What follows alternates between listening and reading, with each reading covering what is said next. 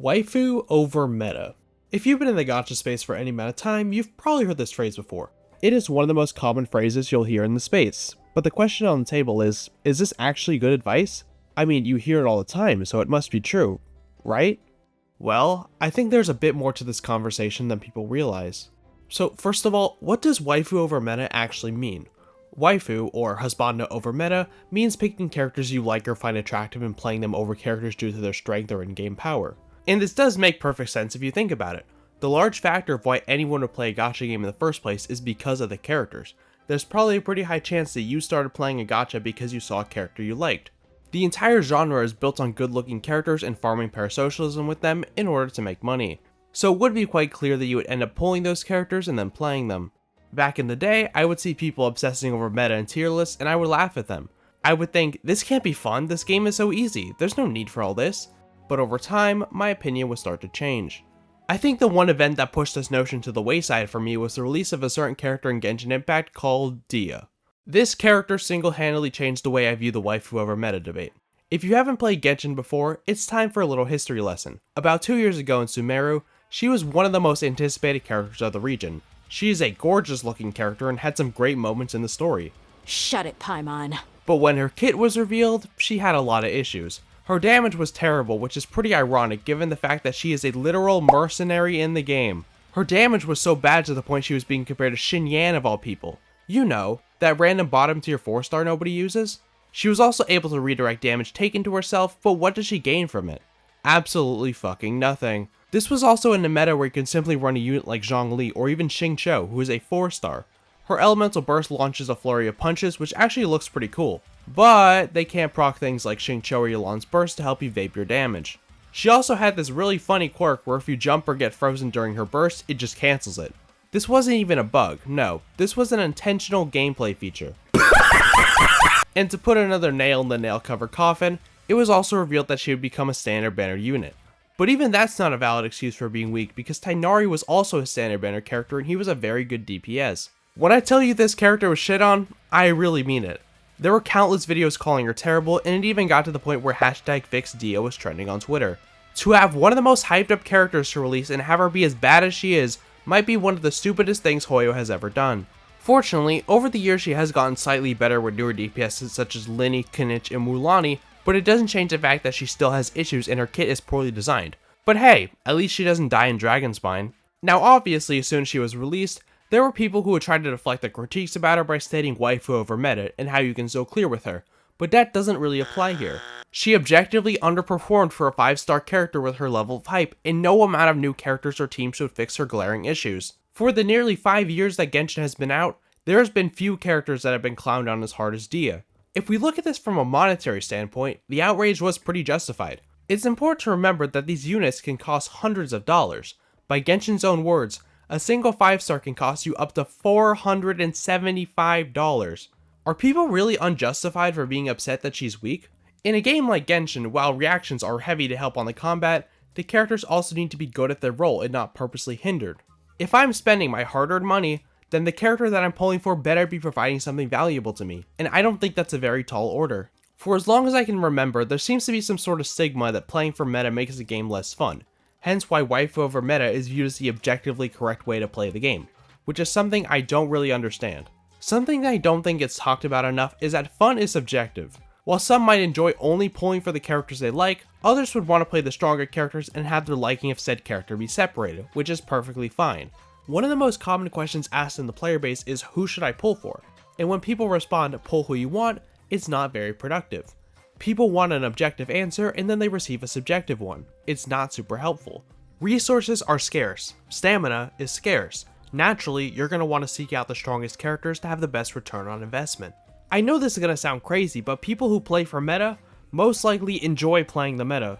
I just find it funny that people assume that those who play for meta are just completely miserable and don't like fun. Probably in part due to the fact that this image gets posted over everything related to meta.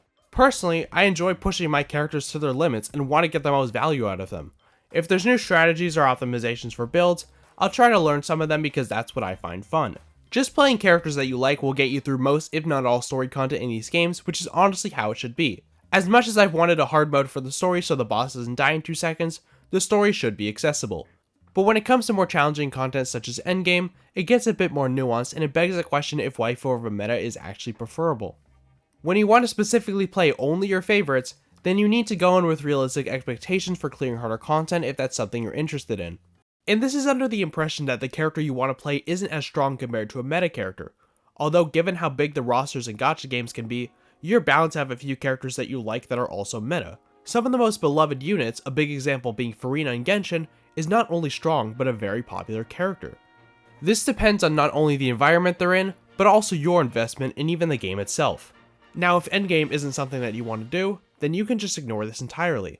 If we take a game like Genshin Impact, one of the most common phrases was, "Genshin is easy, play who you want," and there is some truth to that statement. You could basically run whatever you wanted and still clear content, but that was almost 5 years ago, and the landscape of endgame has definitely changed a lot. While you can probably still do decently well with the older roster, there's more elemental checks, which isn't the worst thing in the world, but there's also more mechanics checks with things such as Night Soul running rampant in Abyss, and large HP inflation on top of that. Leaning more onto the side of waifu, there are some teams that would be considered more unconventional that can still perform decently well. Genshin is almost entirely built on reactions for team building, and taking advantage of those systems can still let you perform well with the characters you want. If we go back to the example of Dia from earlier, a team I found her to be pretty solid on was a Shanyun Plunge team. Now granted, this team makes basically everybody in the game good, but sometimes you gotta take what you can get.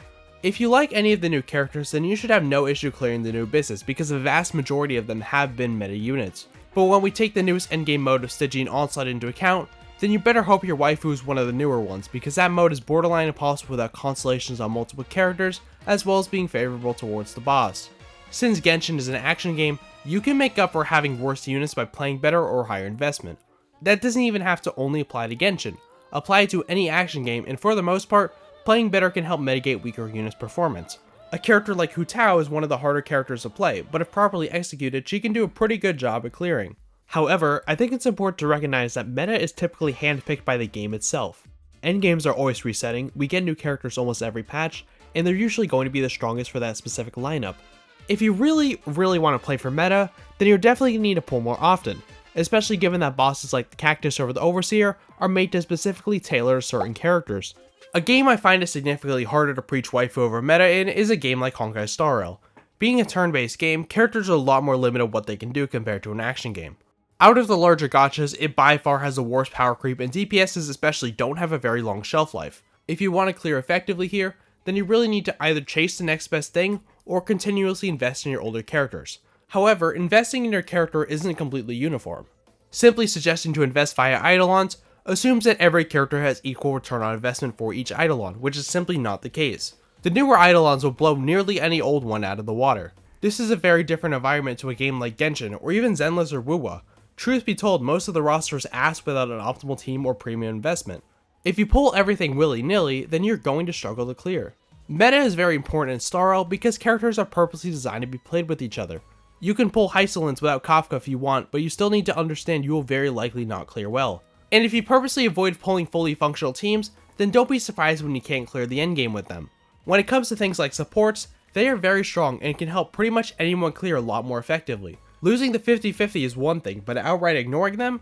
Yeah, you're setting yourself up for failure. What I do find particularly funny about Waifu Over Meta and Star Rail is due to it having a significant power creep issue, that means almost every character is stronger than the last. A lot of the most popular characters in the game either were at one point or currently are the top tier units. Acheron, Firefly, Phynon, Casters were and are insanely broken. So when people say Waifu Over Meta in this game, you look inside and see multiple top tier characters with Sigs and Eidolons. It makes you wonder if it really is Waifu Over Meta, or if it's just the state of the game. I think the reason why the HSR community focuses on meta so much is because the game really doesn't have much else going on. Sure, you can play things like Divergent Universe, play the story, but endgame is where all the characters are being used, and on top of power creep making old characters pretty much unplayable, it's clear that there's more emphasis on playing the new shiny toy, especially with the standard rising every single patch. When it comes to Star Rail, if you want your favorite character to perform well, pulling their best team and getting more vertical investment is almost non-negotiable. If I'm talking from personal experience, my favorite character in HSR is Jing Liu. Now, before she got her buff in 3.4, she was a very weak unit, so in order to try to make her stronger, I pulled many characters, even ones that I'm not exactly a fan of. For example, Sunday is the best character in the game in my opinion. Do I care about him that much? No, not really. but I saw my favorite character struggling and knew that he would help her. Even after her buff, I ended up pulling an E1 Tribby and an E0 S1 Hyacine to help her keep up in the current meta, and she's doing pretty well now, which I'm very happy about. It's a problem when people view the Waifu Over Meta as entirely black and white. Sometimes I feel like there's no gray area between the two, which is weird given the fact that I don't think there are too many purists on either side.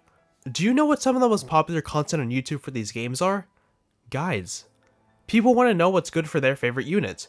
You can still play your favorites while also playing the meta. I'm someone who does pull characters I like, but I will also pull for the more meta characters to make my favorite stronger, even if I'm not the biggest fan of that character. I pulled Escoffier for my Skirk because she is essentially dog shit without Escoffier. I pulled Chang Li to help out my Brant. I pulled Sunday because he helps basically everybody. Am I the number one fan of any of these characters? No, but using the meta to make my favorite character stronger seems to be the most logical option, and I think the one most people do across games if they still want to win with their favorites. This isn't made to dog on any group in particular, more to examine that Waifu Over Meta is honestly a pretty silly debate. You are allowed to pull or skip whatever character you want. Naturally, not all these characters are going to land. But when you are pulling for characters in these games, I would still take into consideration team building, which is important in every game, but even more importantly, what is your goal and if they are really the right decision.